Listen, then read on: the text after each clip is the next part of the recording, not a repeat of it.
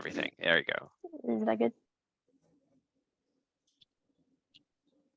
Okay, so I'm Vanessa, and I was the coder and producer for Cracking the Code.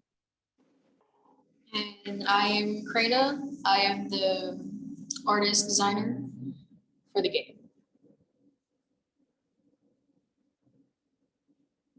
Okay.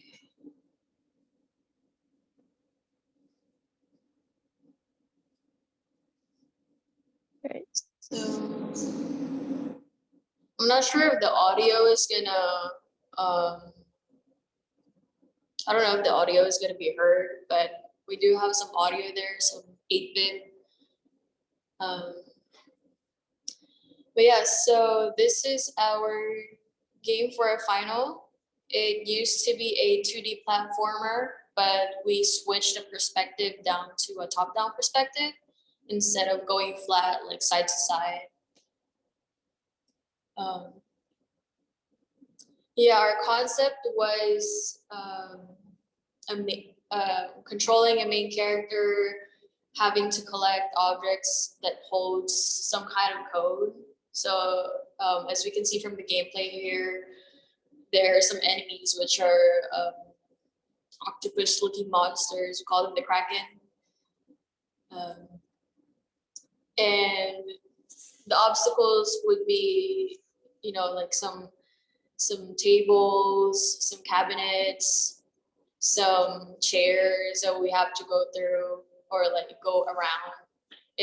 It's part of the challenge, and some of the monsters follow you if you're near them, and sometimes they don't. Some of them just attack you. So this one is particularly hard. I couldn't really get through this one because a lot of them follow you, and you only have about 3 lives. The concept was a 2D lab environment. There used to be more assets, but since we died. But since we changed perspective, we had to kind of change around how we were gonna present some of the assets. Yes, this is what we have, kind of like a preview. This feels really complete. I mean, it looks like you got all of the parts of the game loop in here. Can you tell the difference between the ones that move and the ones that don't move? Yeah, so for the ones that move, I made it so that if they're a set distance from you, they will open their eye and start moving towards you. And then the ones that don't move they're either just stationary, like that one, the one I'm right next to, or they will shoot an ink projectile at you. So like that one on the right. I can be my own game. Okay. How many levels do you have it? It's 5. Okay. Yeah. Well, I look forward to playing this. Any questions from the audience?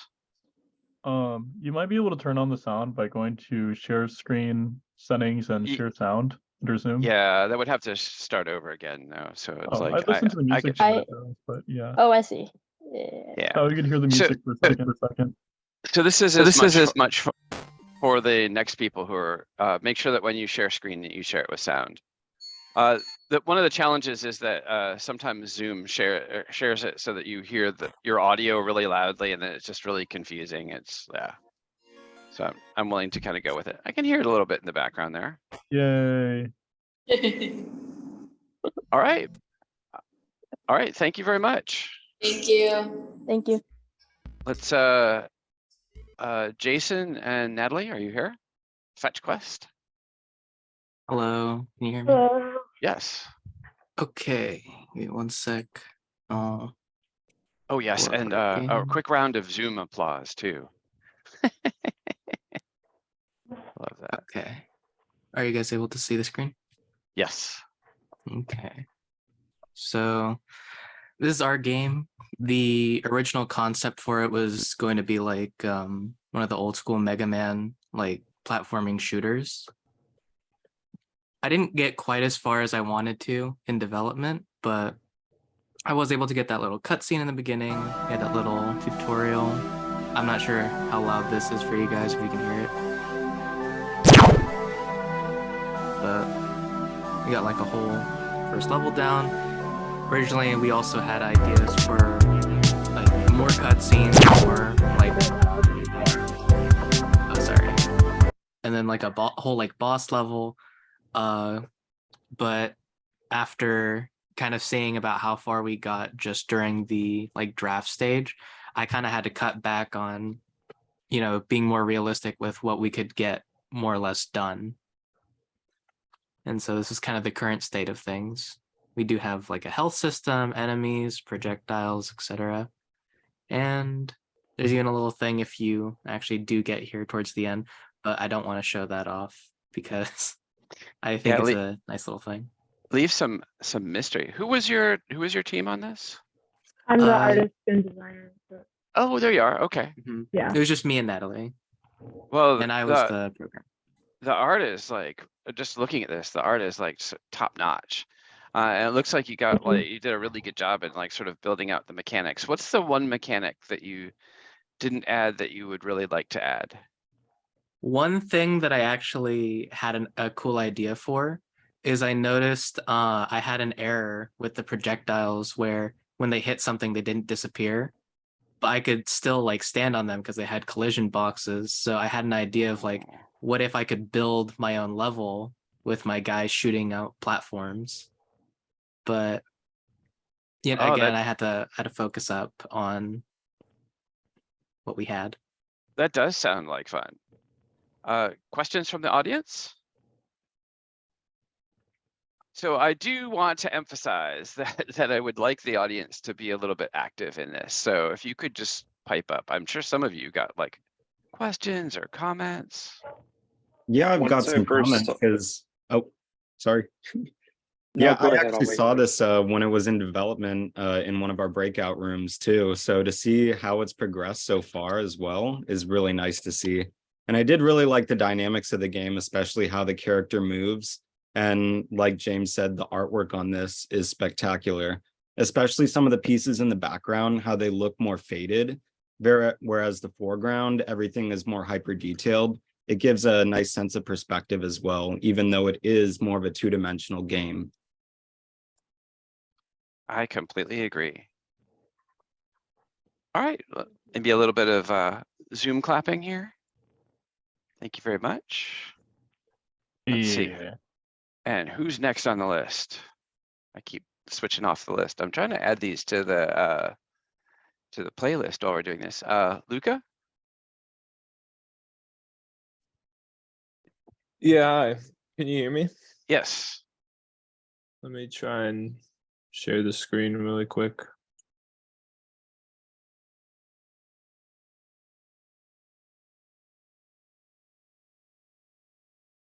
So this is my game. I kind of made it myself. I didn't really have any group members to work with, but I kind of wanted to challenge myself and see if I can make it like a 3D game. Since I've been using Blender for a long time and I've always wanted to like make like a 3D game. So this is kind of the title screen and there's like a particle simulation just to make it look kind of cool, I guess. So basically in this game, you can like create a new world, which is like a new level every time you play, which I thought was pretty cool. So you just create a new world and it spawns in a randomly like generated world where it shows the spawn and exit. So the whole goal is to find the exit room.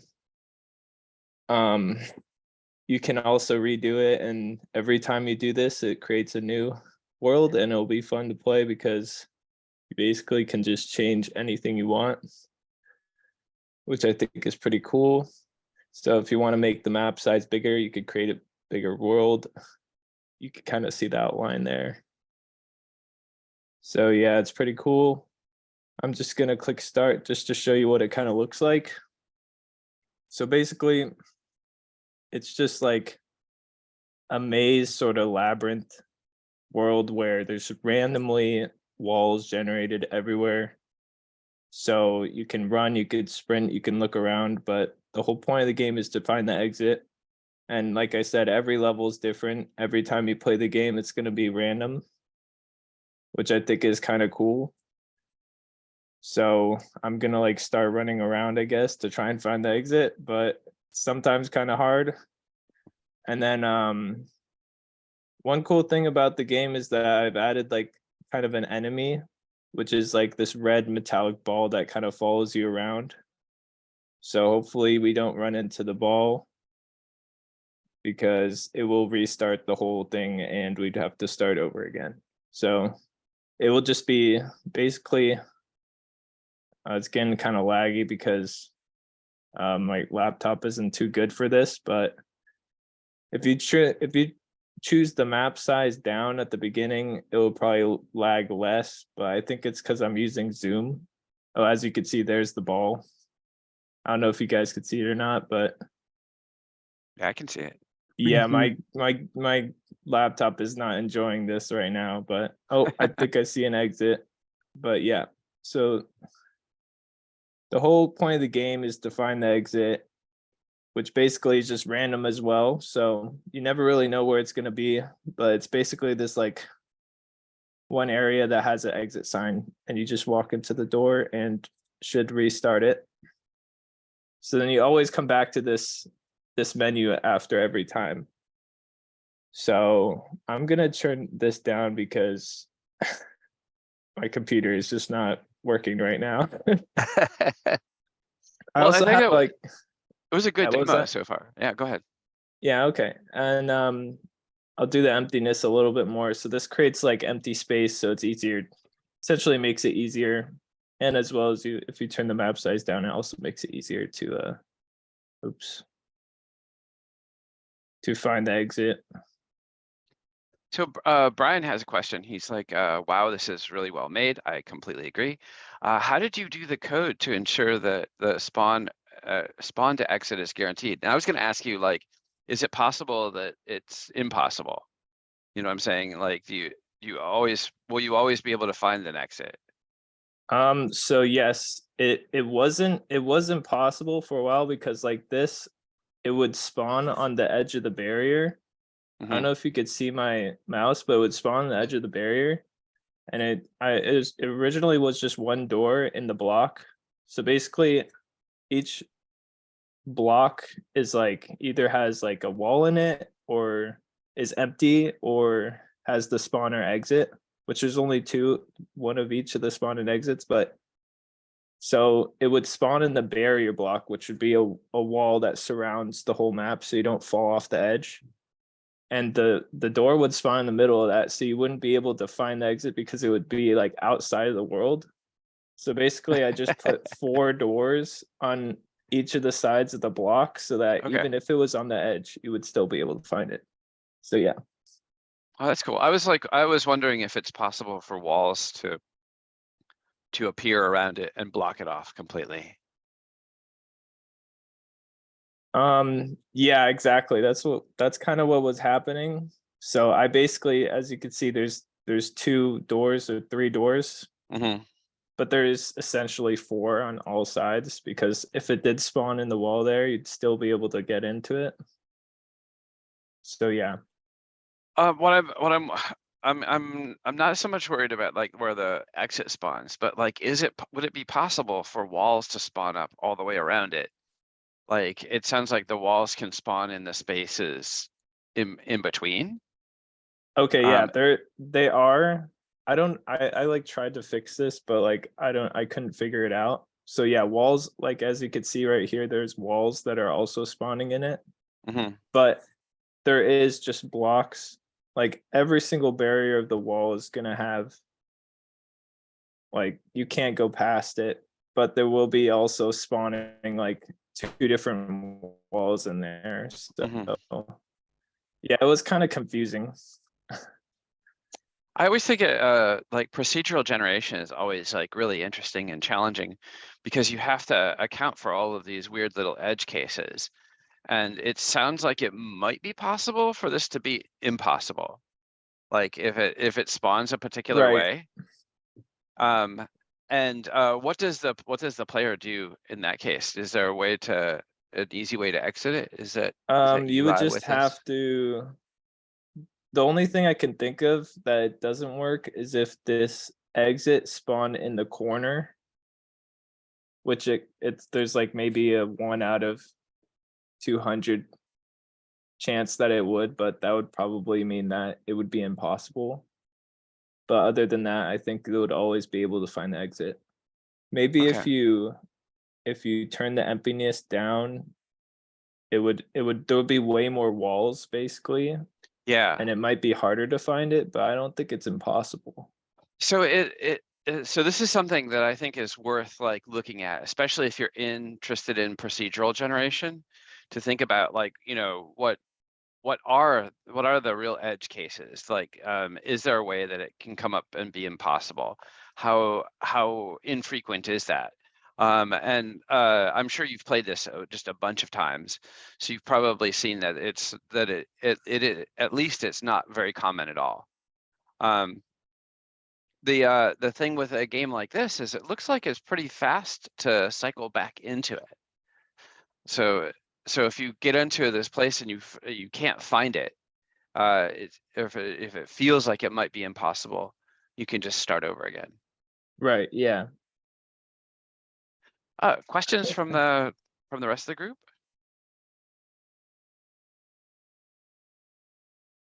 Not a question as much as it is a comment. I think a game like this has a lot of potential for streamers, for people that are trying to do like jump scare games that like develop popularity and recognition.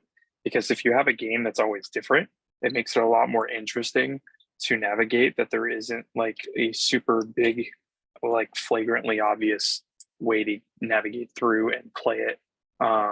Yeah, as Jason just said, a timer for like a speed run.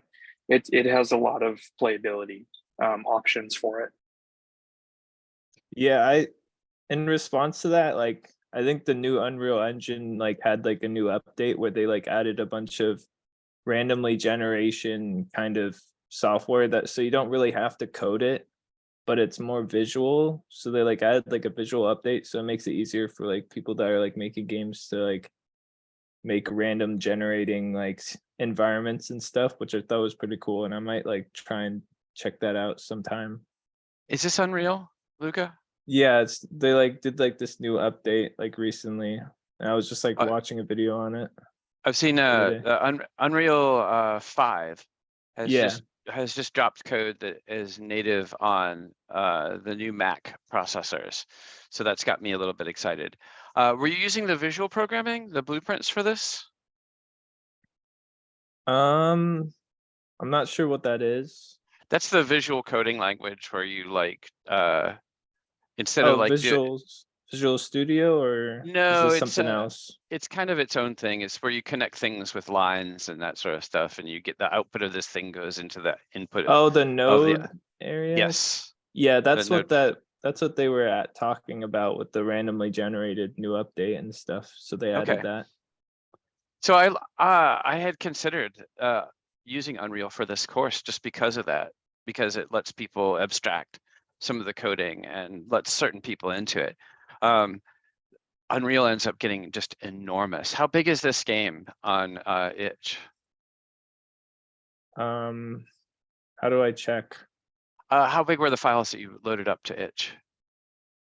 I didn't really look at how big they were. Okay. I just Fair saw that enough, it fair worked, enough. and I was like, okay, it Yeah, works. That's all yeah, that that's matters. well. So the other thing is that we've had some problems with some other projects running and doing like WebGL in from Unreal, and I think Unreal 5 in particular is a little bit challenging towards that. I don't think they even built WebGL into it. I'm not sure. This was Unreal 4, correct? This I just made in Unity. This isn't even Oh. using Unreal. I was just we were talking about like random generation, and I Okay. just thought of that. I was under the mistaken impression that this was using Unreal. Be careful if you decide to go to Unreal. Like I was saying, I don't think that they handle like WebGL at this point in Right. time. I think they've removed it from the engine. Yeah, this is a regular 3D project, no added shaders or anything. Well, it looks great. Congratulations. This is like a little applause. Yeah, it's unreal. Thanks, Daniel. All right, let's move along here. And I keep switching off of my list. So I'm gonna like, does anybody know that they're next? Yana, is your team next? Or you Yes. be, okay, I will let you take it away then. Okay. All right. So basically our game is called Nebula Hero. And at the beginning of our game, we just give like a storyline. So it's a student at San Jose State University. He's like an astrologer.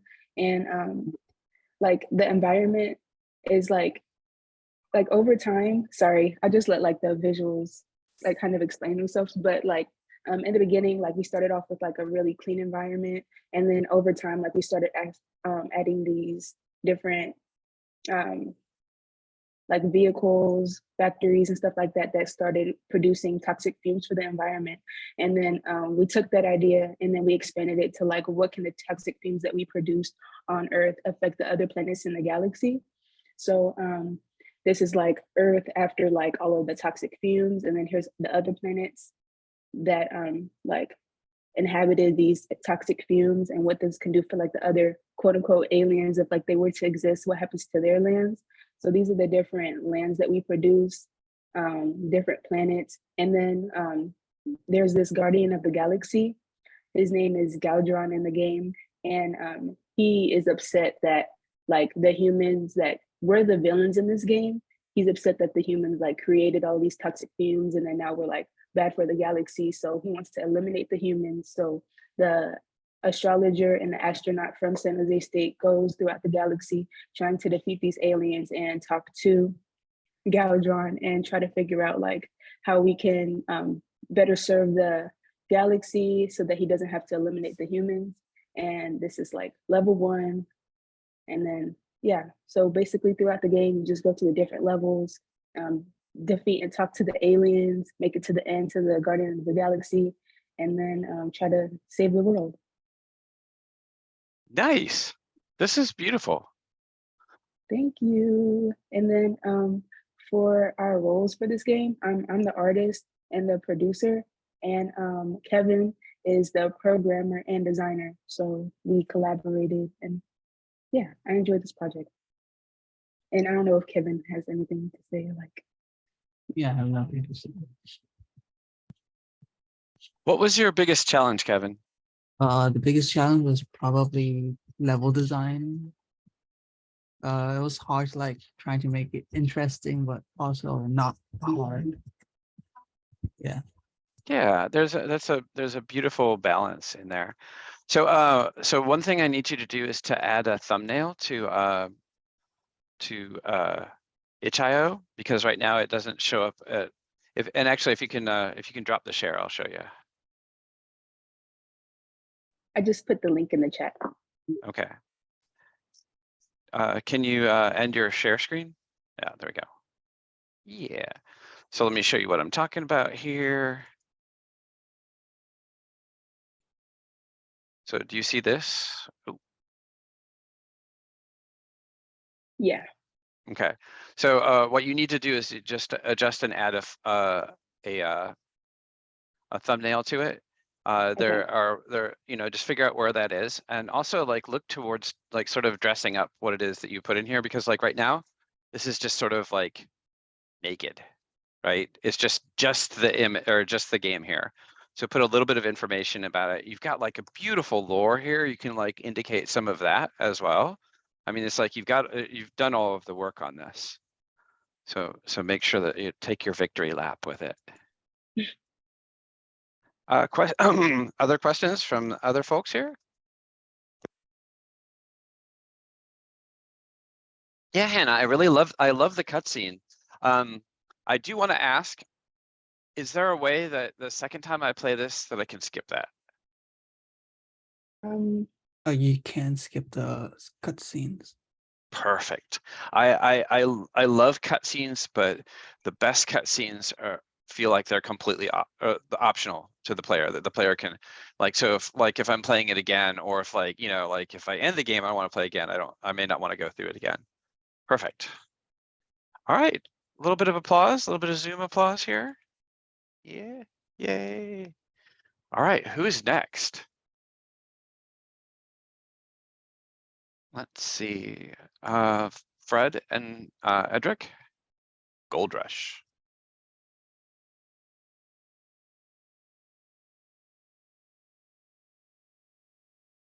Can you hear me? Yes. Okay. And were you able to update, Fred? Yeah. You might have to refresh the Oh yeah. page.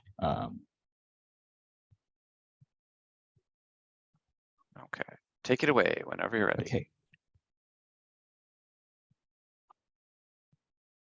Oh wait. Sorry about that. Let me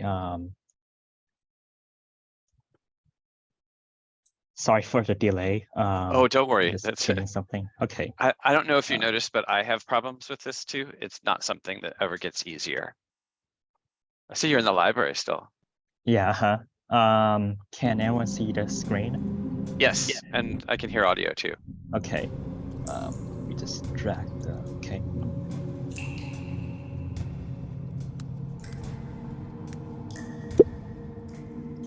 So this is my game, and I'm the programmer of this game. And I'm completely new to like programming, so I have no idea what I'm doing. I did this through a tutorial on YouTube. So this game, at the beginning, it instructs you on how to like move and jump.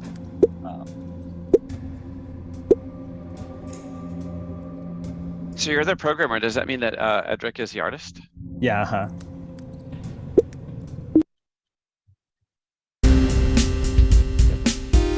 And I made this game very lenient. So basically, if you forgot how to jump and you like end up falling here, it will actually like reteach you how to jump. So I know that some people aren't really good at video games, especially my mom. I asked to play a test, and she basically like sucks at this game, so I had to make like some changes for like casual gamers. So this game wasn't originally intended to be like casual. In fact, I wanted this game to be like very intensive, but that's too much like coding, and so I was stuck with a casual like easygoing game without a lot of like actions or mechanics.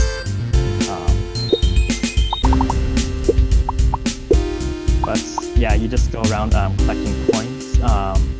And if you touch the crystals, you'll die. So that's what's the biohazard warning you see.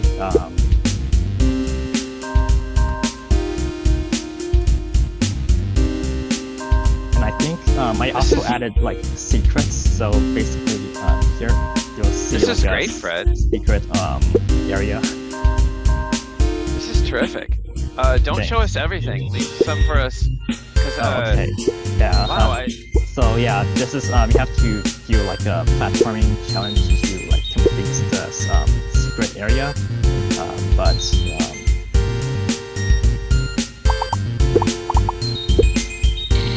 and there are multiple levels.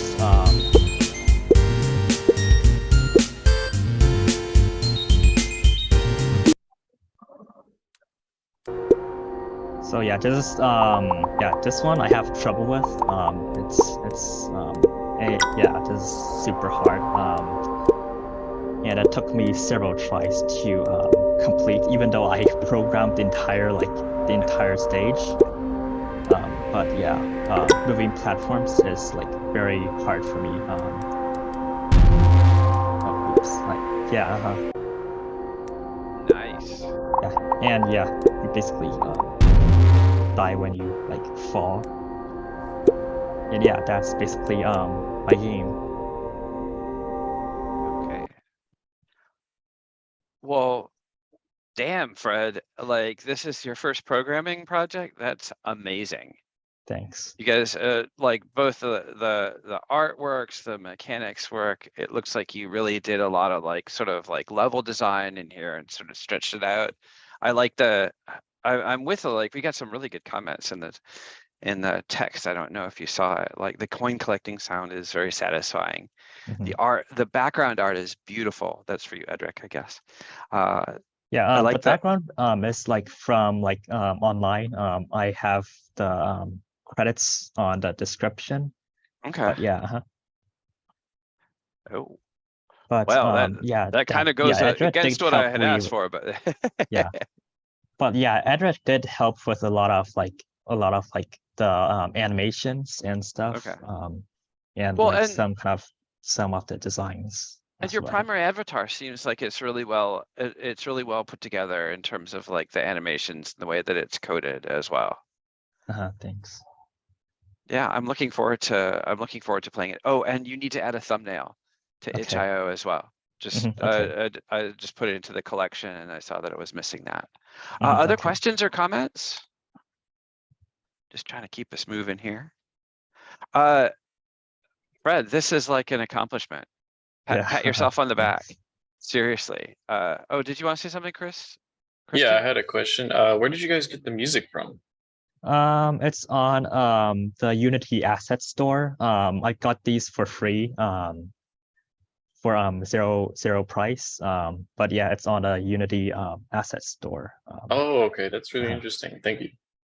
Yeah, there are several good sources for free music, and you are welcome because I know that we're not musicians here. We might have one musician here, but yeah. So you're certainly welcome to utilize the free assets as long as you're crediting them, and it sounds like you are, Fred. So that's perfect. Any other last minute questions for these folks? All right, a little bit more applause.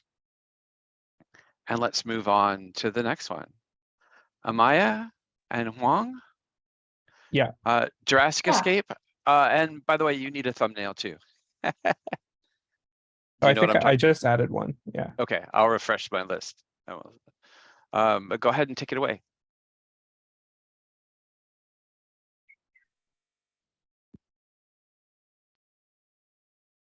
All So right. yeah. So can you see our screen? Yes. Okay. Okay, run the game, Amaya.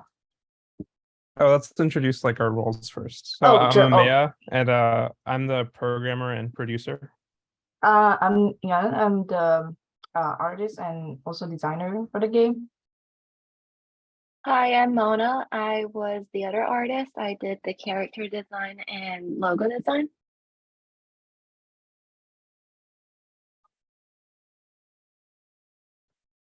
Right. So we actually So have you can go. oh yeah, you can go first, my bad.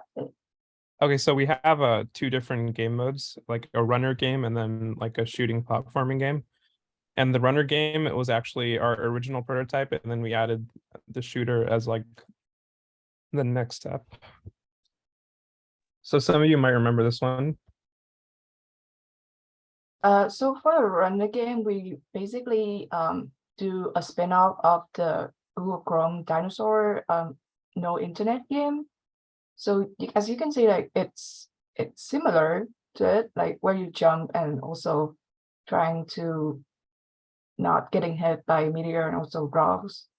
But then we added a new element, which is the alien shooting projectiles into the dinosaur.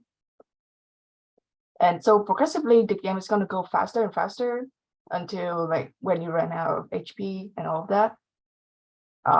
We actually got someone play tested, and they actually got 1919 score point. So that's Holy mackerel. yeah, Yeah, that's a lot. I made the game and I haven't even gotten that. Yeah. So Did you want to demo the shooting Oh, as yeah. well? Yeah. So I have to say that the first little bit, the runner game, this is this is really tight now. It's like it's really sort of straightforward, and like the art, it really matches it, and just really dialed in.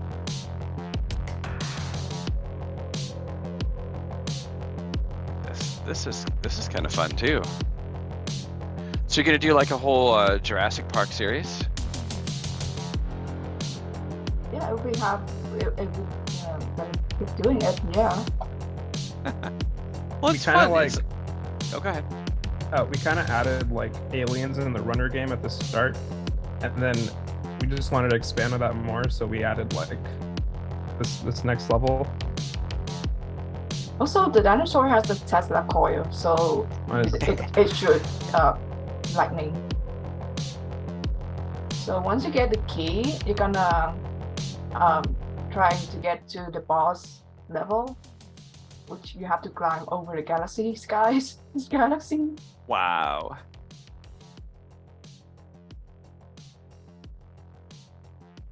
This is over Amelia's the gonna top. stop at the boss Yeah, mode. so there is a boss here, but I'm not going to show it, so you guys can play that for yourself. There is a picture here though Yeah. of the fight. Oh, It's- nice. It's funny because I designed the boss, but I haven't been able to reach it. It's the difficulty. I'm like, I want to see what happened there, but every time I lose before I get to the boss. Nice. Comments? Jurassic Park City Builder mode. Oh my God. You could do like every game is Jurassic Park, or every game is Jurassic. Well, that's like I asked you to put the thumbnail on. I like the one that you chose. It's like all these little logos for it. There's like I see it in there too. It's really obvious that you all, your team really embraced this idea, and you went and you developed like 2 high quality games out of this. This is really wonderful. Congratulations. Thank you. And with the logo, oh, go ahead. I'm just yelling. It's okay. You can go. Oh yeah, with the logo, I was trying to draw inspiration from Jurassic Park, but really didn't want to make it look like it, so we decided on orange instead of the red. Uh-huh. And it's like the Velociraptor character in the game.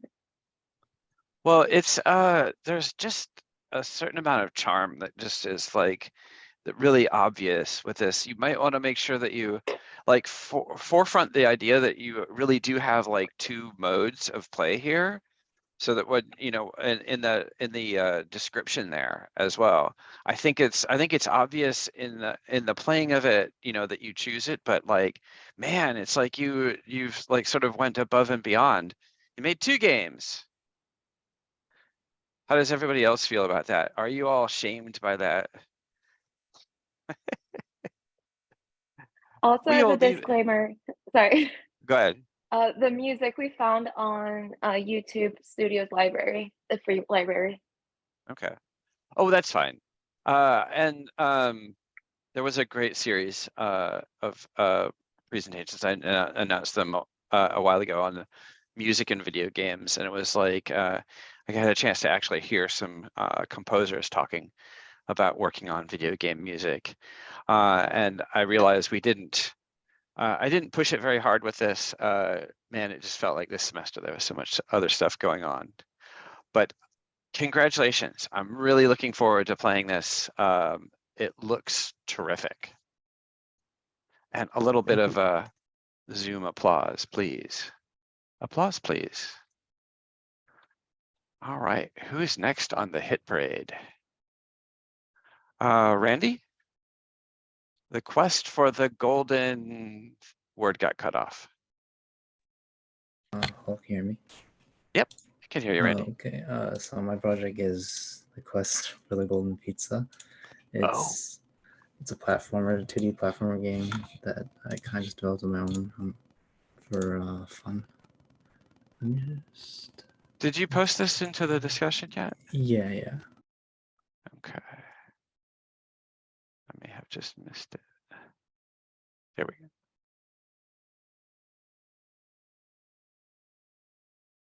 Whenever you're ready, you're welcome to share screen. Can't seem to find. Where is it? Oh, why is it not showing up? That's weird. What you looking for? Do you need a little bit of time? I'm trying to find my tab. It's not. Why my Hmm. tab's not showing up on the share? Let me reopen.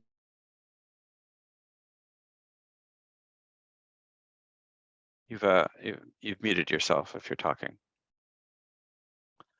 Randy, I'm gonna move on and we'll come back to you. Is that okay? Yeah. Okay, it's not tragic. Okay, let's see here. Who's next? Victoria and Hung? Yeah, No more nightmares? yeah, that's us. Oh, All right. hello? Hello? Alright, cool. Let me share my screen then.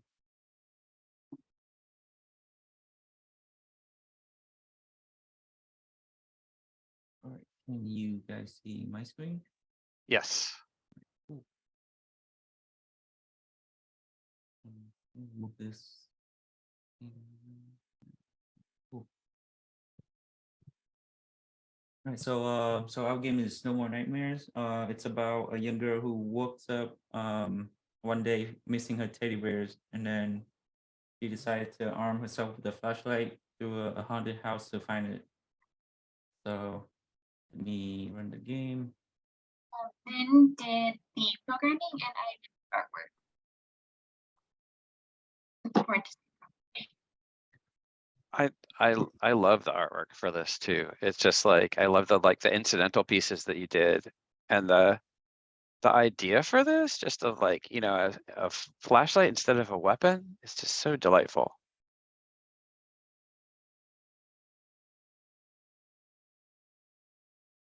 Oh, so if you get into the different levels, the darker it's gonna be. So the lighting is gonna be worse whenever you get deeper into the game. So How many levels do you have? I have 3 levels in total. Okay. So don't go through the last one for us. Like, leave us something to explore here too. Okay, yep. This is nice. It's a little bit weird that you're using the flashlight like a photo flash, but you know, this is game logic. It can be whatever it wants to be, right? Mhm. Oh man, you're bad. Oh, okay. I was thinking the battery was going up one step at a time, but it looks like it goes up by a chunk, huh?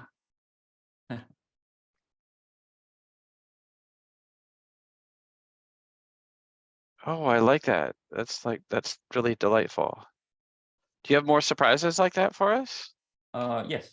That's a lot of things in a level that you have to discover it. But since I I put everything in, and then I kind of know where all the stuff are right now. So What was your biggest takeaway from having people play test it? What was the thing that you noticed the most as developers? yeah, so one most thing that I had to that I noticed is that how difficult the game is, because I got a lot of feedbacks that the games is too easy. Mm. Oh, yeah. I notice you keep dying. Yep. So I definitely make it harder. I lower the visions of the players, and then I definitely tone down the berries and make the berries drain faster. So it drains pretty fast compared to our alpha version. Okay. Yep. I would expect that sounds just like, you know, sort of like tuning the game to get it into that sort of sweet spot. Jimian says, I really love the sprites, the new assets that you've added to the game. I agree. You kept all of the charm that you had and you went and you expanded it and extended it. This feels like a whole game. All right, congratulations. Are there any other comments, or let's do a little Zoom applause here, right? I don't know, is the Zoom applause satisfying for you? Yeah. Oh, I liked it. Okay. All right, well, thank you. Let's just keep going. I want to try and not go too fast, but I also don't want to drag feet. Oh, Randy, do you want to try again? Yeah. Hopefully.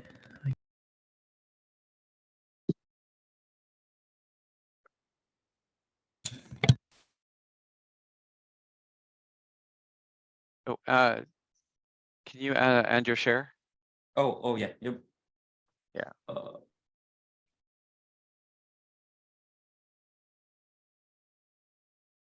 There we go. Randy, you want to take another whack at?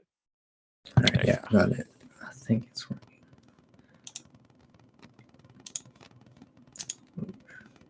Okay, so my game is called the Quest for Golden Pizza, and it's a 2D platformer game where you just wait,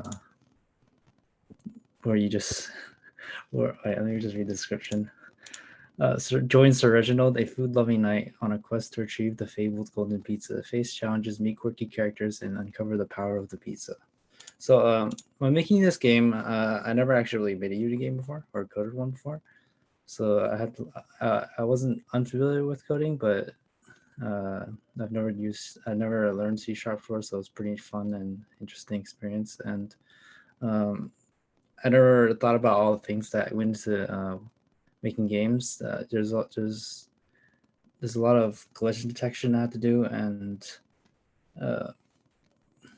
just a lot of game logic and mechanics. And I'm just gonna go straight into playing it. So basically, you just start off here, and yes, there's an NPC you just talk to. Gives kind of like a little backstory. Oh, it's E to interact. I'm sure there's audio. Is there audio? Don't worry about it. It's fine. It's probably just not connected. That's the Zoom audio, or Zoom is weird with audio because it has a tendency to play the games too loud. And I really want to hear what you have to say more than anything else. So I kind of the thing I struggled most probably was just learning Unity and just their engine, and it's kind of difficult to talk while I'm playing, but I had a lot of fun just learning about all the stuff that goes into these games that I used to play as a kid, Terraria, Minecraft, and all that stuff. It really interested me, and I had a lot of fun, and I just had fun playing it. So I decided to make a random game. So is this an extension or expansion of the prototype? No, I just made this like last as my final project on a I was gonna say because I didn't remember very much. And you did all of the art as well? No, I tried to look for art that wasn't on off of like free game art, and since I was doing it alone, so I just put most of my time into trying to program it. Okay. We should have talked about that. I probably would have given. I could have probably helped, but it looks like you found decent assets. I'm assuming these are not copyrighted assets. No, yeah, these are all off of free game art, and okay. So make sure that you credit them, even if you don't have to. Yeah, I have a list of stuff. Yeah. Coding ain't easy, says Hannah. So good job for coding. I agree. It looks like you were able to like sort of drill down and like work with and focus on the mechanics. And they look pretty tight from this perspective. Other comments or questions? How many levels do you have? I only got down one level. I actually struggled a lot with level design the most, actually, because I couldn't tell it was good and fun to play. Yeah, well, it looks like you've got like the mechanics for the assets worked out, so it would be pretty straightforward to continue to do more level design and stretch out to more levels. If you were to do this in like an ideal world, how big would the game be? What are the things that you didn't get around to adding? I was just about to add the first boss, but I didn't want to break the game, so I just uploaded it as is for now. Are you gonna do that on your own? Yeah, I had a lot of fun actually. Oh, good. Yeah, so it's like when I ask you if I ask you that question, you're welcome to be like completely honest. This goes for everybody. Is like you're like, no, James, I think I'm done with this. I've got things to do in the summer.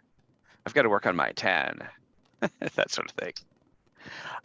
Yeah. Please, if you choose to update a game, please choose to update it through itch.io as well, because then the list that I'm putting this on, it's going to be used. I'm going to use it next semester for the game studies class again, and so you'll come in and one day you'll see like, what? I have an additional 50 playthroughs? What's going on?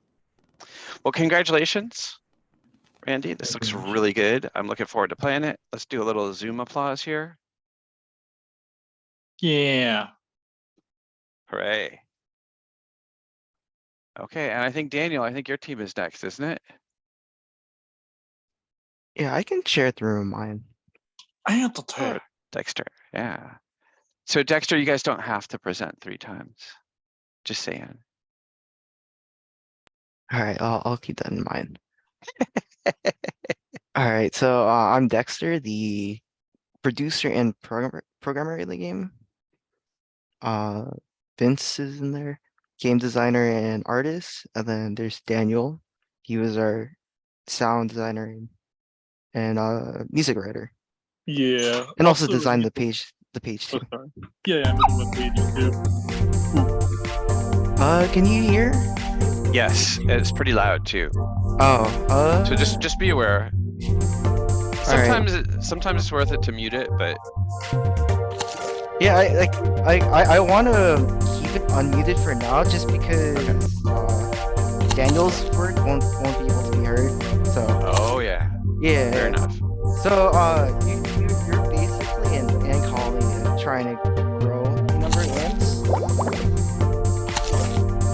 and your ultimate goal is to get as much points as possible before losing all your ants. So like, the 3 things you can do to earn points is staying alive. Dexter, can I ask you to mute the audio? Alright. Sorry, you're talking kind of quietly, and I really want to hear what you're saying. Alright. Wait, I'm sorry. Alright, so You're talking about the 3 things. Oh yeah. So the 3 things to gain points is to stay alive, collect candies, and kill spiders. We wanted to focus on rewarding the player to go around the map and do these 3 things. And originally in our game we wanted to have 4 different kinds of obstacles, but we only got like two of our main like enemy types, the spider and if you notice the new type poison, which damage both the player and the spiders. Oh, so you could walk the spiders into the poison too. Yeah, that was the thought process behind that. I would count the rock as an obstacle as well. It also works for both you and the spider, which is kind of cool. Oh yeah. Rocks weren't originally a part of the design doc, but some of the players that tested it thought of the rocks as like using that to protect yourself against the spider. I love the way that you can use them to block the spider and to like sort of craft the way that your little team is like operating there and moving as well. That's really wonderful. Yeah. The players came up with that one really when they were giving us suggestions in our prototype. So I want to point out to you that like that you embraced it and you put it in there, so it's totally yours.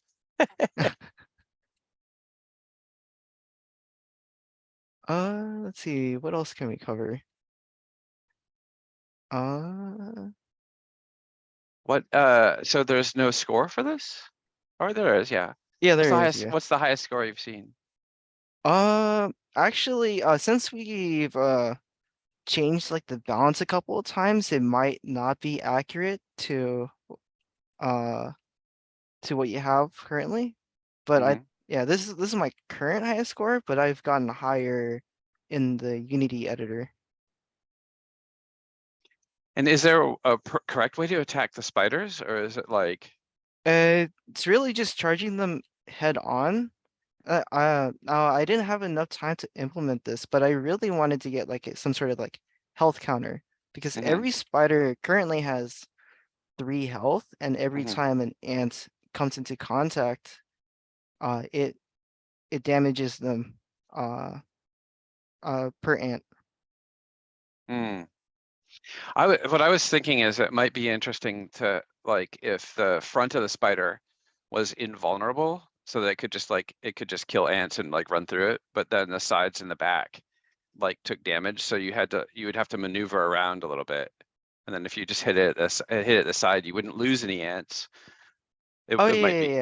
yeah. I didn't think of that until the last minute, so I can really implement that. But yeah, actually, originally, when we had the spiders, if you remember, they only chased you. Mhm. But now, since I think the last game test that we did, the spiders now have like 3 phases. The chase phase, the walking around randomly phase, and the shooting web phase. So let's see. I guess he's stuck on the rock, but Mhm. then after that he shoots out a web, but the webs can be blocked by the rocks. Nice. What's the most ants that you've seen on there? I think that's Jimmy and S. Like, is there a limit to the amount of entities that there can be? Uh, there really can't be no limit. I just don't have a counter to tell you how many ants there are on the screen, so I can't really tell you. Unlimited power. What's the most you've seen? I don't know, 50? That's a lot. Yeah, like, yeah, it was very easy beforehand because poison wasn't implemented, so like it's very interesting, like seeing how like one mechanic can change how the game is played. Because I remember before adding the poison, I was able to get like at least 100 ants maybe, fill up the whole screen and just like dominate the board with like no spider to challenge them. How was that for play? Was that enjoyable? Uh, I didn't really get a chance to test that with players. Okay. Because Like, what I'm hearing is it sounds like different levels or different instances of the game. mhm. You know, and it sounds like also that it wouldn't take a lot of to actually do it, because it would just be about like sort of pushing back on some of the mechanics that you already have.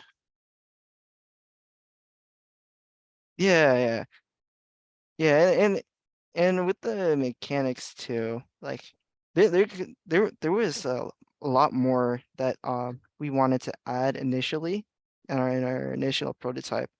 Like we were also imagining having like a foot shadow like appear right here, and then you just have a stomp, or you have like an anteater just walking around, Or sticking out its magnifying tongue. glass, right? Oh yeah, magnifying glass sounds good actually. I'll put that in the backlog and have a thought at it.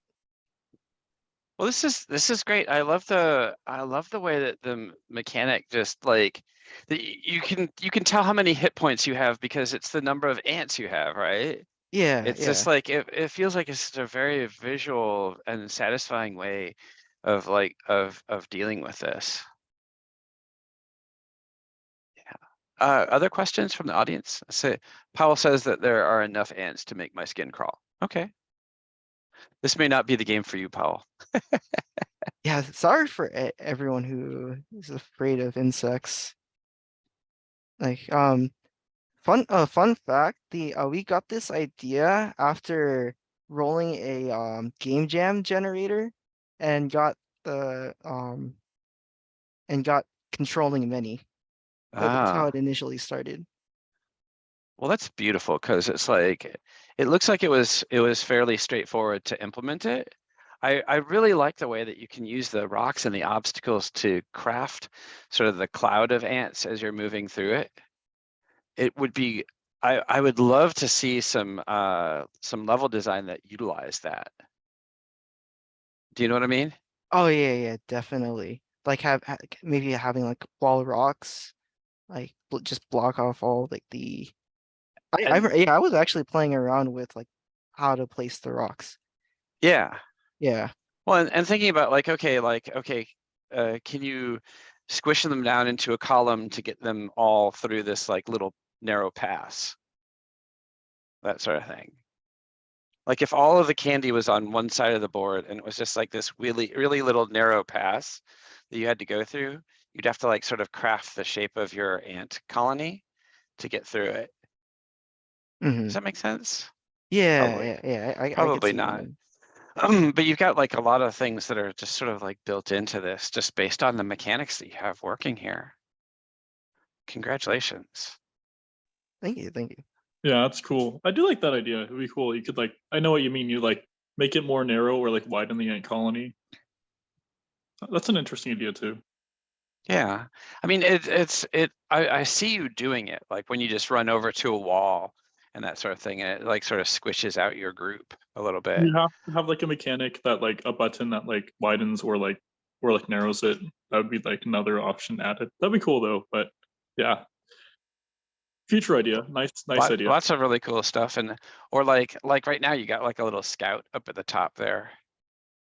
Oh, I would actually consider that like a bug because like originally I wanted to have like make sure that the camera is pointed at like the center of the cloud of ants, but like sometimes like right now it's only centered at the like the first ant in the list.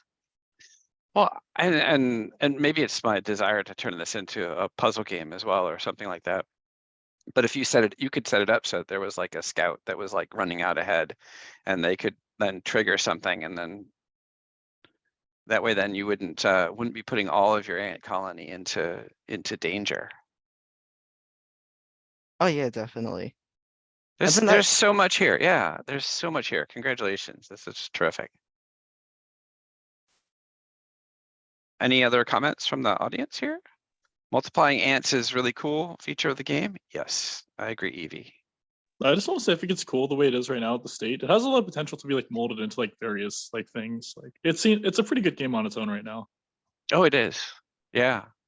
And that's just a mark of the quality of work that y'all did. So congratulations.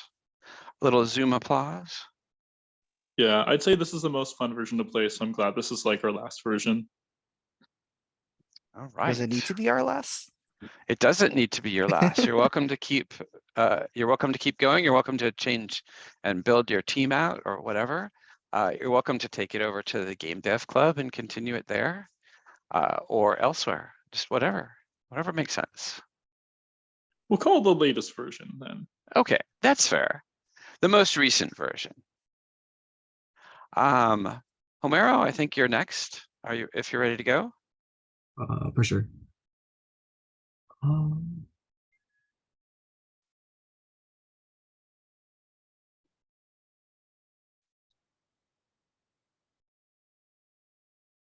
Is it too loud on your guys' end? What's that? Is it too loud, like the music? No, I don't think we're not getting the music, but that's that's fine. No, it's okay. Okay. Oftentimes the music ends up being too loud, and then we don't have any way to even it out. So if you don't mind going ahead and just doing this as is, that's fine. For sure. I was like the artist, and I think Jamin's in here too. He was like the producer and the designer or programmer. Yeah.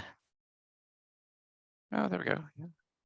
And basically the whole concept of the game is like you're like an alien, like an astronaut, like stranded in an alien planet, trying to get back home, but you have to like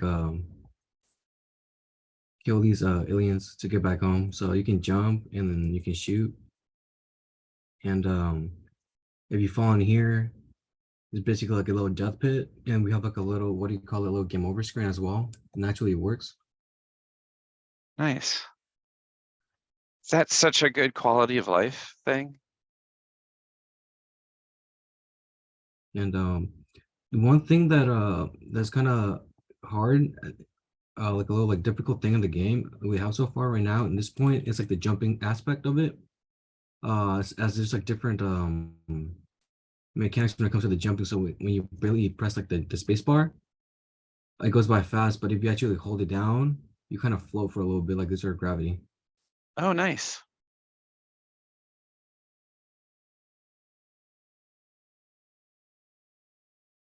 Oh, wow, you got hit after death. Yeah, but it's snap. But yeah, I'm trying to show like I'm not trying to show too much, but I'm trying to show enough. But there's like a little we have like a little checkpoint as well that I want to show off really quickly. Yes. I like all the little animations on everything. That's just like tremendous. Is that you, Homero? Yes. Nice. I did the tile set, the background, the animations, and Jimmy was like the mastermind behind everything else, putting it together. So Jimmy and the coding on this looks really tight. It was very stressful. I Yeah. can understand that. It looks like you worked through everything on it though too. Yeah, I haven't programmed before, and so I was just like, I don't Really? know what I'm doing. So I was a lot of like trying to put stuff together from the tutorials I looked at and like mismatching them because yeah, a lot of the tutorials are outdated or like, Mhm. you know, from a couple years ago, so not everything works from the past. Well, double congratulations. I mean, like, welcome to the club. This is really terrific. What are you gonna do next? I wouldn't mind like, I want to make games. The whole reason why I like joined DMA and all that. So, I mean, I really wanted to challenge myself and force myself to learn through this game, and I wouldn't mind just continuing off of this. Well, definitely feel free to continue this. Like I said, you know, it's like, we, like in the past, we've done like a workshop during the summer. I don't think we're gonna do one this year, but we might do a game jam. I'll try to invite everybody just in case you wanted to drop in for it. It'll probably be about a week long, sometime in the middle of the summer. And that's a great time to work on games and to just like work with the community. This is amazing. And to say that you learned coding on this, and to have like a fully DMA team on this and to have it turn out so well, just like congratulations, like kudos to you both. Yeah, See thank you. see all the work Thank that you. you've done here. Let's do a little Zoom clappy hands here. Yeah. Let me see if I can find my page here now. No, that's wonderful. I generally speaking, the games, Kinlan, Lelai, Nan, your Jump Heroes next. If you're here. Yeah, I can share my screen in a second. Okay. Okay. I generally find that the folks like the folks that push for the last day, which is today, are usually like, we want to finish polishing this game. We want to get it to be a, you know, releasable and that sort of stuff. And like, man, so far, that's what I'm seeing. Y'all are just like totally delivering.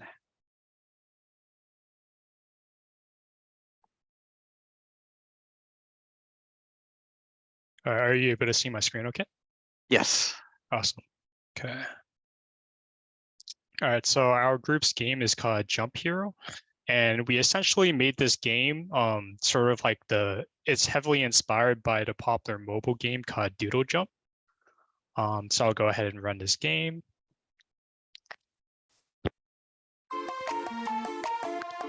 So on the main screen, we have a play button and instructions. If we click on instructions, here lists all the controls and all the game mechanics that are incorporated into the game.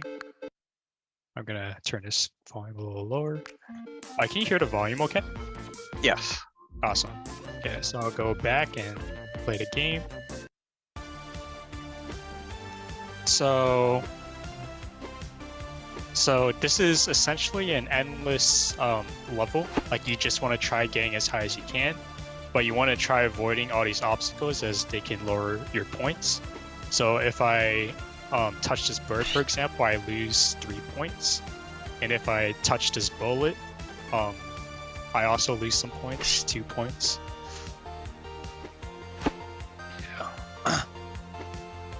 So the objective is to get as high as you can, while avoiding as many obstacles as you can.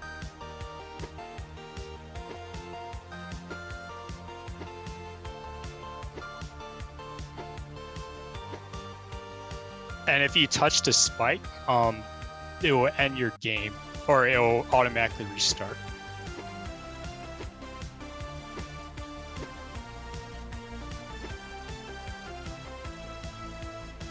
Oh, this game is so hard. I like this. It's visually and in terms of its ideas, it seems fairly simple and straightforward. And but every it does time, look hard. Yeah. It got harder as I added more obstacles to the course or to the level.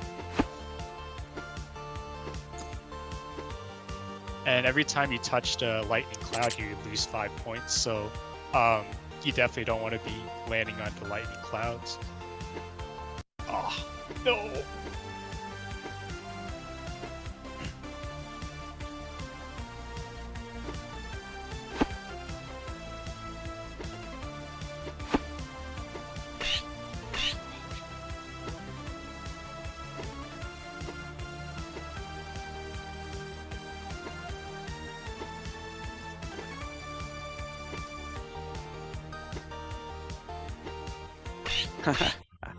Lucas says he finds it funny that when you die, that upbeat song comes back. Oh yeah, yeah, it just restarts every time.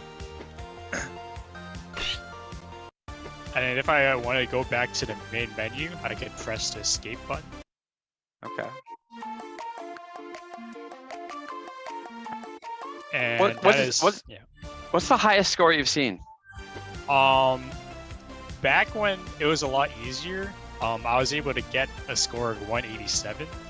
Okay. But all these added mechanics definitely made the game a lot harder.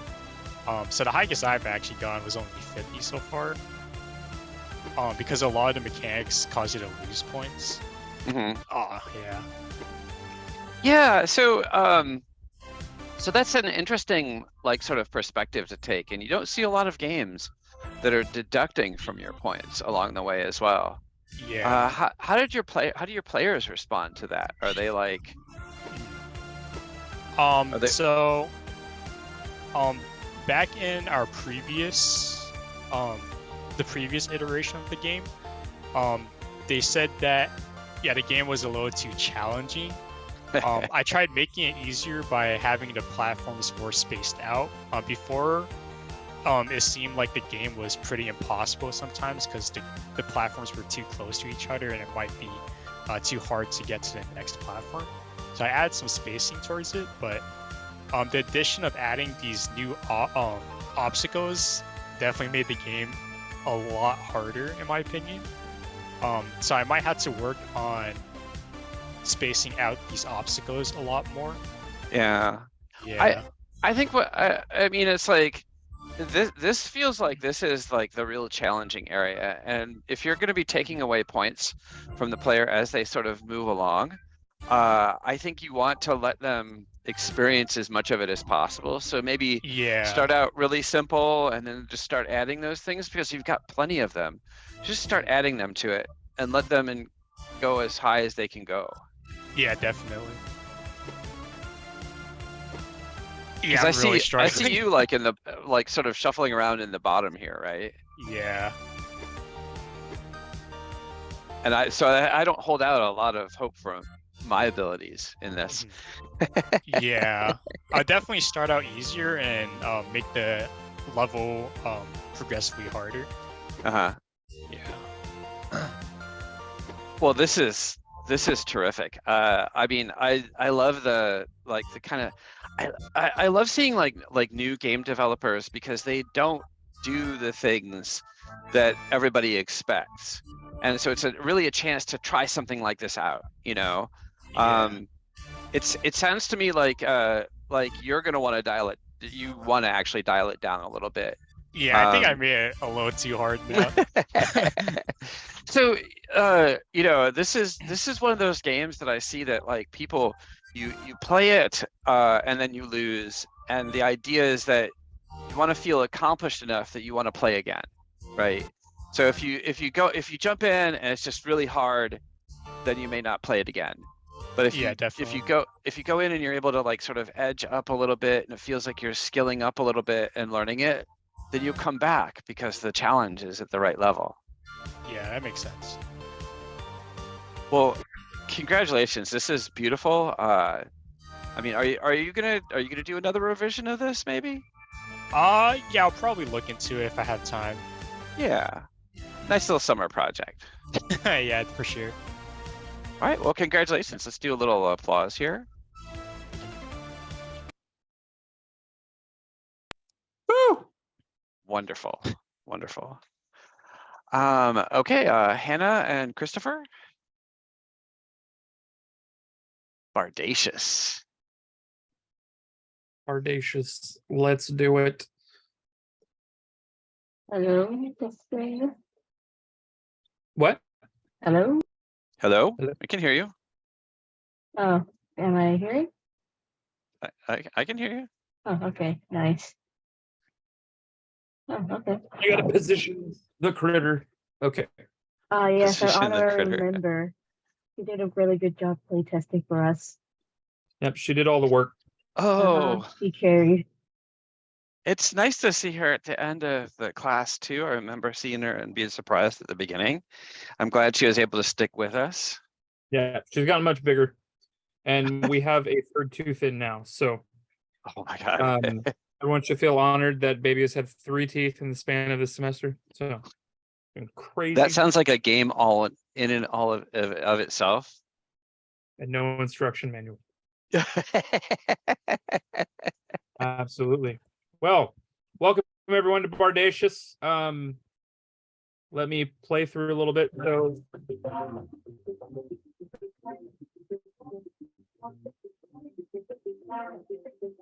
Yep.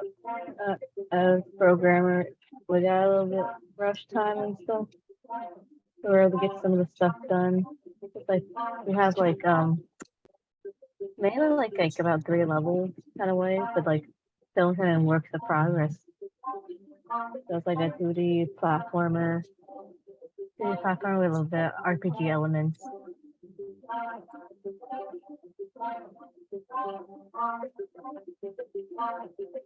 And from the scope of the game, definitely, at least on my side of the programming, a bit more than probably a bit more often I could have chewed off because first time using Unity and such. But here we have like some of the music and like RPGs and like mechanics still working around with it.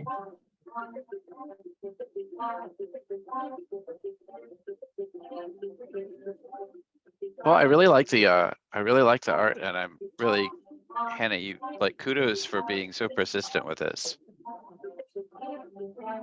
Mhm. And I think I can say a lot to it, learning the coding and stuff. There's like here we have like some levels. We got like the cave level, and then we have like this desert kind of like level. Oh, yep.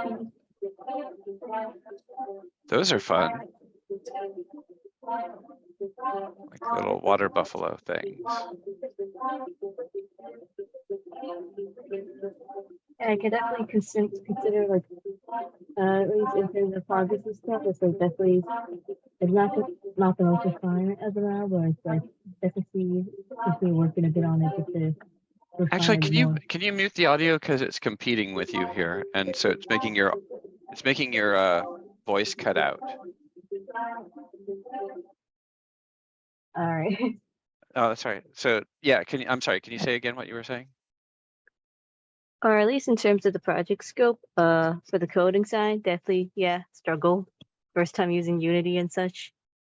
And even some of the mechanics ended up not fully working, but at least to get the project done to function.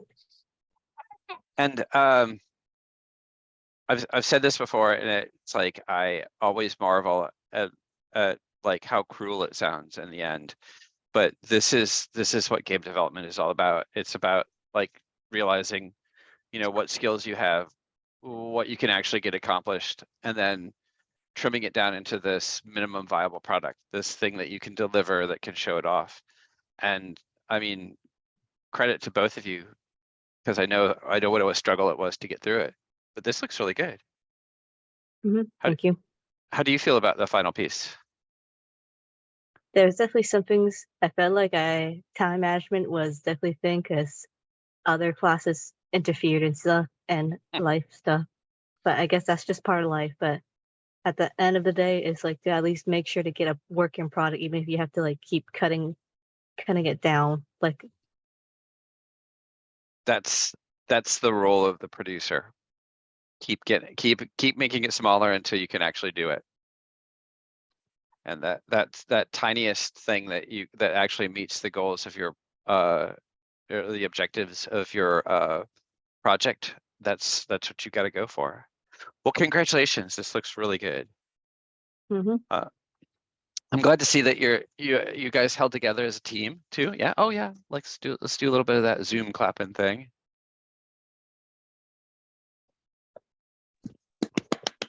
And to all of the folks in DMA, if those of you who took on the programming with Unity, I want to first and foremost apologize to you. You take it on a lot.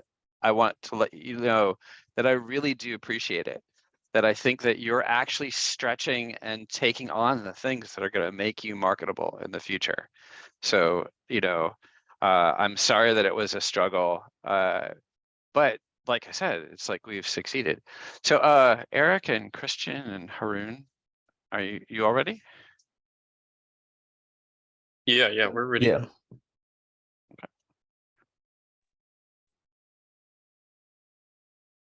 So, there you go. And did you post something into the discussion as well? Yeah, so in the discussion, we posted the link to the itch.io and then also a feedback form. Okay. Yeah. So the ask on this is for everyone to please play the game and do the feedback form. Yeah. And then, well, we'll explain it later, but in the feedback, the main idea of us demoing the game is looking for artists to help develop the game or to add assets into the game. So we'll let Christian just kind of demo kind of like the general idea of the game. Yeah, so this is our game, Basilisk Zero.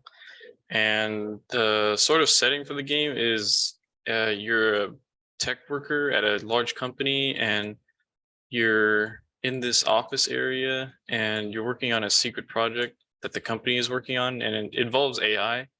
So some of the core mechanics right here is you can press E and you can talk to people. There's different dialogue choices, so they say different things. And if we also go up here, we also wanted to do like item collecting. So, oh yeah, over here there's a water bottle. So if you go up to it and press E, then you collect it, and you can even look on it in your inventory and see like a description of things. So yeah, in the itch.io, there's a couple bullet points how to play the game, the controls, and you can pick up another item and see that, you know, it stacks and those type of things. And we also wanted the character to explore like a big area. So this will eventually be an elevator when we implement the art assets and put you on a second level.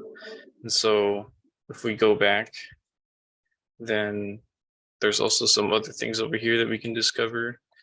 There's a key card, and we can even look at that in the inventory as well. So yeah, I think here I can show some of the slides we have. So we talked about the description, but it's gonna mainly be a dialogue-driven narrative with multiple endings. There's gonna be unique puzzles to solve later on.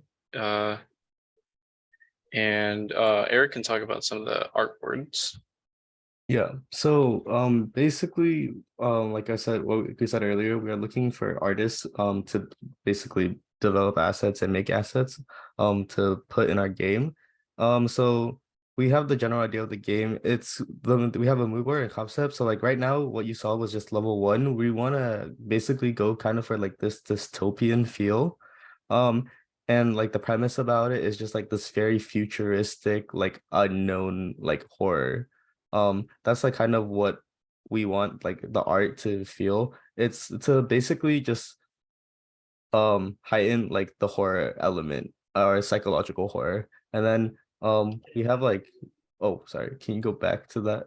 Oh yeah, it's just we have the character designs. Those are just like brief like designs of what we want our characters, but we're going kind of for like a 2D pixel art style. But yeah. And then so we just you know, with the demo and playthrough or playtest, so these are things that we want to do next, which is just, you know, like we said, developing art assets and also like designing the key character designs.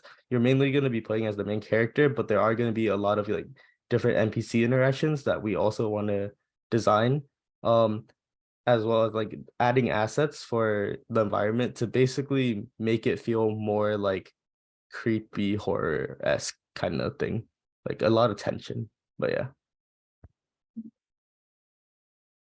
Oh yeah, and yeah, Haroon can. Yeah, and so I think this is kind of what we want you guys to try out. I think Christian's our designer, and Eric, who just spoke, was our art lead, and I'm the producer. So basically, this project we're doing it's for our senior design project. We're software engineers, but this is actually kind of our first time developing like a project at this scale. I think the main thing behind this horror is the aspect of the AI. And so we're kind of like developing a story narrative that's based on like this creepy AI or some aspect of revolving around AI that would kind of make, as the story progresses, it would add in subtleties that kind of slowly gets the character more scared and has to make like certain life decisions within the company. So it's kind of more narrative driven, but we're open to feedback, and we're looking forward for you guys' suggestions and what you guys think about the game. Yeah, thank you guys for listening. Also, we have our lead programmer is Saim, who might be in here. So you can I see him down there. Yeah, So- yeah. Here's the contacts. Yeah. Any questions or comments? From the 108 class? Are y'all still here? And the timeline for this project is we're hoping to finish by the end of this year. So we'll be working on it in the summer and as well as the fall. Yeah. So we're open to any of you guys' suggestions about how we go about it and what you guys think about it. What are the white screens supposed to be? The 64 by 128? Oh yeah, those are supposed to be cubicles, but we're trying to get artists to, you know, implement the assets and like create our own assets. So they're just placeholders for the moment. So this team feels like pretty well set up in terms of like programmers, but is definitely looking to embrace an art team. This is an opportunity to participate in another game.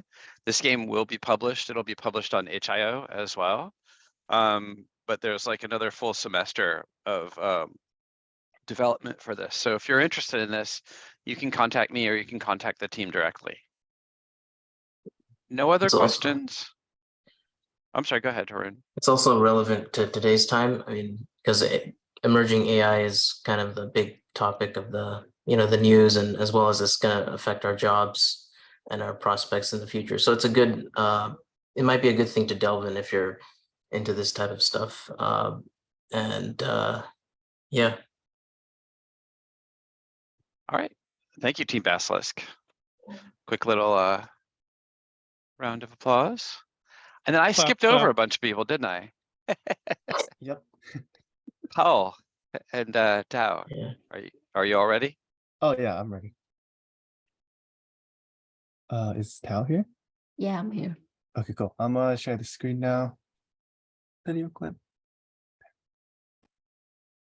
Okay, is it working? Oh yeah, I'm gonna move the window here so it doesn't get in the way. Okay, so my name is Powell and I am the programmer and producer. And my partner is Tao, and she's the artist and designer of the game. So this game is called Pet Panic, and it just simply follows the story of a cat trying to outlive the incoming fate of euthanization. It is so dark. Even with the happy music. So we have a start menu that functions into an intro scene that appears before every gameplay scene that we have. So here we have intro dialogue where it explains the story, and near the end it will also tell you the instructions. So please help Callie find love and get adopted before the deadline. To help Callie, you must guide her towards collecting 5 collars and 1 key before the timer runs out. And here are the controls.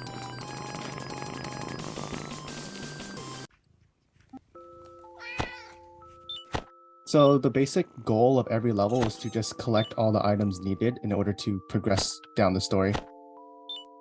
So that would be the collars and the keys. And every time you pass a level, it'll play some hopefully happier music, as well as a prompt to tell you how to continue with the entry key.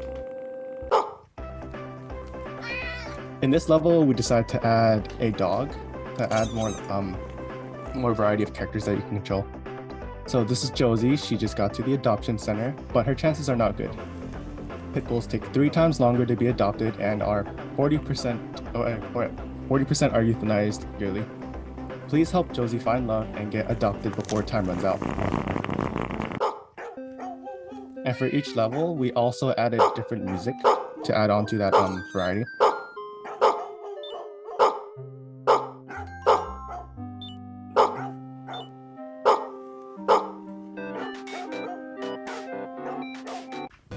And this is the last level we have, which features a black cat. Today is National Adopt a Shelter Pet Day. All of these fur babies want to give you love and be part of a loving family. Callie, Josie, and Mateo are eager and ready. So in this level, we put all 3 cats as if like one of those games where along the journey you collect companions that go throughout the journey. Yeah, like an RPG, right? Mm-hmm. So for new players, this game would pretty much be challenging, but it's easy for me since I've played this constantly for the past week or 2. Can you take us in on the first round again and show us what happens when you lose? Of course. This is where I'm saying it's dark. So for the You losing screens, they're run all the timer out, right? Mhm. So all the losing screens, they are also different with different imagery depending on the character. And there's this bug where it would still play the winning music that's like happy and cheery when you lose. So that's something to keep an eye on. That's funny. Well, I love the way that this cat jumps. It's like, oh my god, that's like a whole thing. I kind of wish that there was like a little sandbox or something. Yeah, see this? Oh my god. The first time I saw this, I'm like, oh shit. And the little paw, like, yeah, I know, right? So it's like, you might as well just say get good on underneath it, right? GG, get good. Yeah, it's like, cat killer. Other questions or comments from the audience?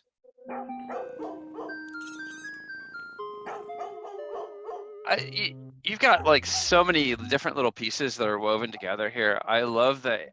Like, I really love the animations on the cats that when they're jumping and stuff like that. It's just like, it's so crazy and, well, cat-like. It's a various, yeah, I like the way that you've like actually woven in some actual information here too. That talks a little bit about like sort of the situation with adopting animals. Props to Atal for writing this story. When she included statistics, I was like, damn, we're getting that deep. Okay. Yeah.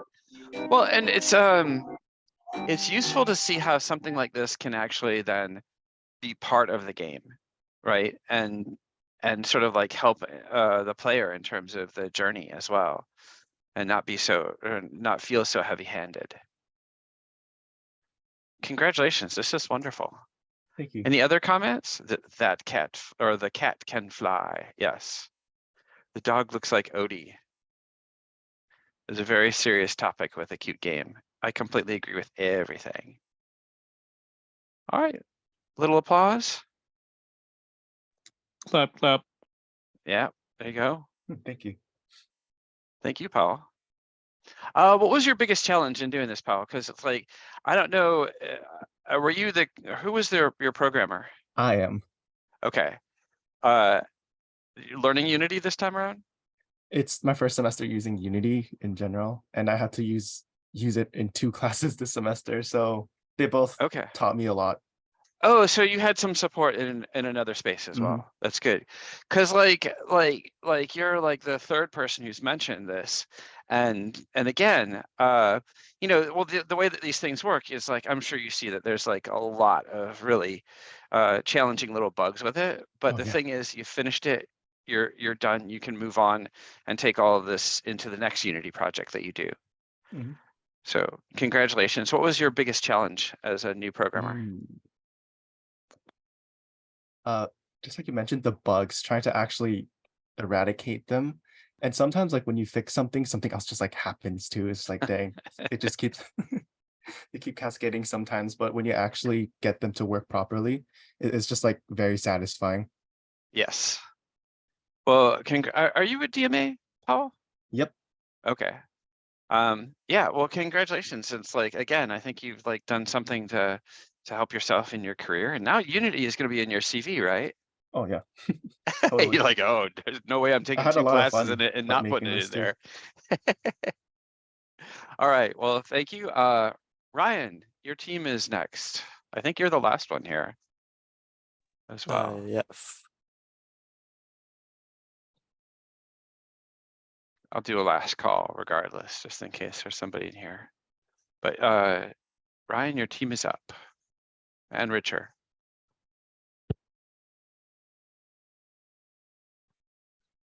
Oh, this one.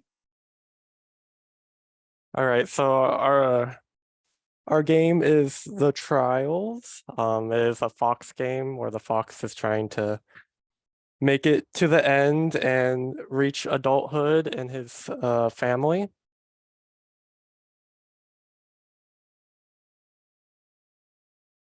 And so this is an expansion on the last, or the prototype. And so here now there is a start menu. So here, this is like a tutorial level that will tell you what to do. It's pretty short. And so the one of the things added was collectibles here. You can gather stars. And there's also a health system and enemies, as we will see here. The old fox is telling you that the berries will heal you and give you hearts, and then there's bats that will deal damage to you. So here is a little bat. If you run into it, it will hurt you. And make it this way to the end. I'll move on to the next level. I love that idle animation. That's like my favorite. So I'll only show the first level. There is 3 levels in the game. once you beat the second level, you'll be greeted with a end scene. And the bats will chase you.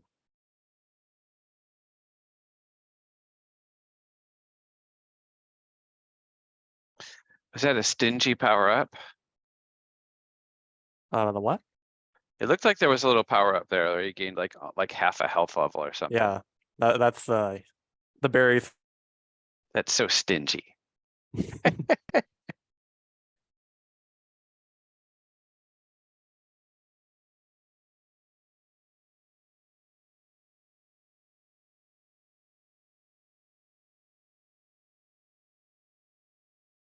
There is music, I'm just not playing it currently.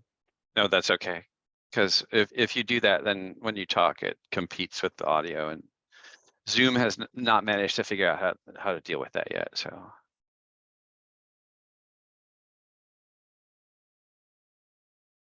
Nice. Had you thought to animating the run cycle?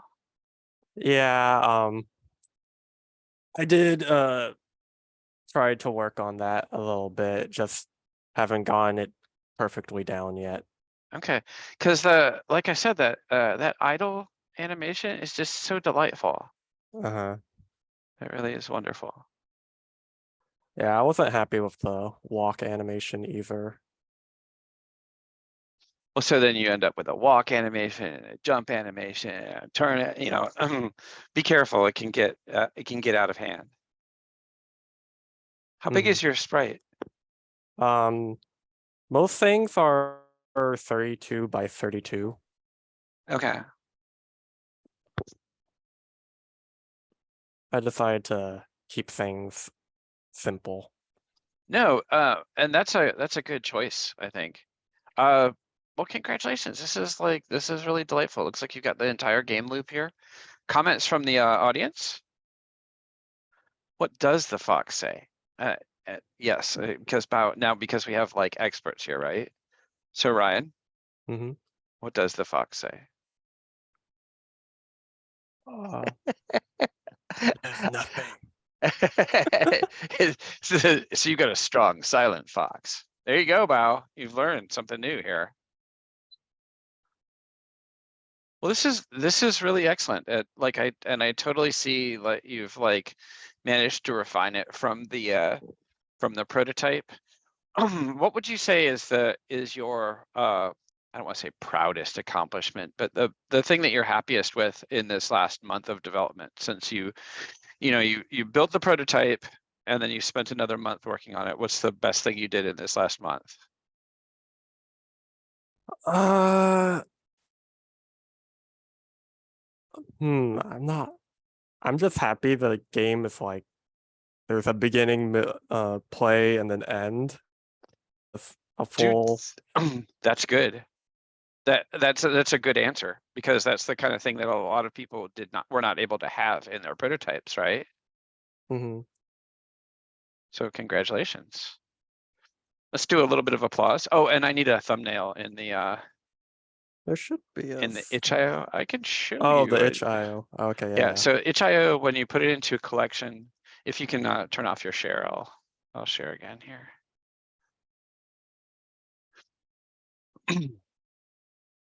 You'll see that there's like a little. Mm-hmm. And so if you can correct that and just let me know as soon as possible. Yeah, so hey, I think we've gotten everybody. Is there anybody else who wants to present that either who isn't on my list or whatnot? We have like a couple of minutes left here.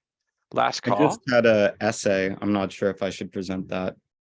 Oh, absolutely you should. Were you able to post it into the discussion? Yes, it should be there, and there should be an active link for those who want to view it. If Okay. not, could I share screen right now? You can. And what I want you to do is to give us a reason to read it. Tease us with what the content is. Does that make sense? Okay, perfect. Oh, and the other thing is I would ask that everybody take a look at your, Jan, let me do this first here. Okay. So they don't forget. So take a look at what your your thumbnail looks like on itch.io, because we've got Osmic SCAP, we've got Ebula Her. I realize you may or may not have noticed this, but what I would say is try to rescale and dial these in just a little bit. It's not gonna kill you. It's like you've got something in there, but just realize the way that other people see it. Okay, Jan, it's all you. Alrighty, let's see here. Can you all see my screen? Yes. Perfect. So essentially what I wanted to discuss is basically hidden game mechanics. Over the course of this class, we've learned a lot about different hidden game mechanics just through our readings and different discussions as well. So throughout my essay, I wanted to look into the world of those mechanics and how it explores the evolution of these through time, as well as how players decided to interact with them. So anything ranging from games' early integrations of things such as Easter eggs and cheats, progressing to more modern uses for tools of engagement and even monetization.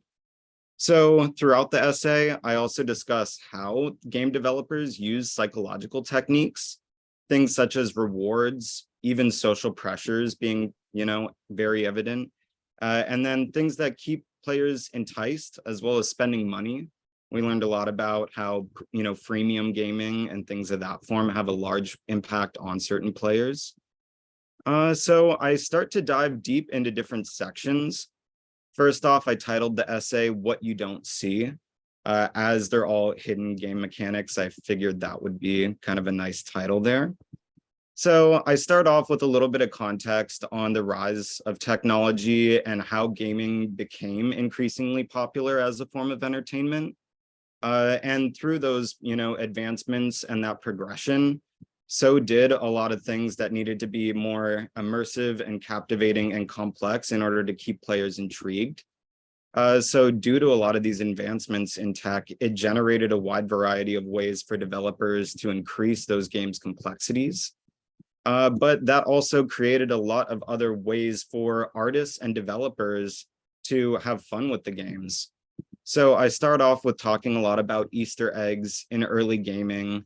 I think if anybody is quite familiar with the 1979 game Adventurer, it was a game built for the Atari, where that's one of the first integrations of Easter eggs that a lot of people have found. So I discussed that a lot in my first paragraph, later leading on to part 2, where it dives deeper into how those things, the increased popularity of the dynamics led to the birth and creation of cheat codes. So I discuss a lot about cheat codes as well, talking about Grand Theft Auto, also in particular. I think a lot of us are very familiar with early forms of cheat codes, which would allow you to gain access to armor, cars, weaponry, which really unlocked a lot of possibilities for the player without having to spend numerous amounts of hours just trying to complete certain levels to get those achievements. And I want to let you know, you don't have to go through all of this. Oh, Just, okay. I really wanted you to sort of like tease us with it. And this, I think, is, if you're content with this, if there's one more thing you want to cover, that's fine. Okay. Yeah, I mean, summarizing it, it pretty much, just goes on through a lot of these advancements in technology and how developers needed to create different ways to pretty much advance on that gaming through that technological advancement. And then I talk a lot about all different subjects within that, as well as how these hidden game mechanics really affect the player overall, because ultimately that's what people want to, create games for, is to create that gamer experience. So that's about it. And then I had a list of sources as well. So excellent. Thank you. All right, little applause. Can you hang on for a little bit at the end of the call? I just want to like connect Of course, you yeah. to a publication. All right, I think that is it then. Yes. And Ryan, when your team is able to get that thumbnail in there, please let me know. Oh, I see Cosmic Escape fixed theirs as well. Great. Yeah, so this, see if I can get my video here. This semester has been really interesting and a little bit challenging. And I know that a lot of you struggled really quite a lot with projects, and particularly like Unity is a beast, right? So congratulations making it out the other end. Keep an eye out. I am going to be posting a link as soon as I've got a chance to like sort of massage this list a little bit.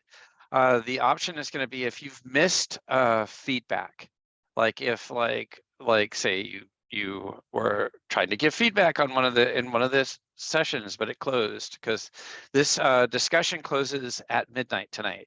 So make sure that you get your 8 pieces of feedback to the other people in the discussion by midnight tonight, or it will close.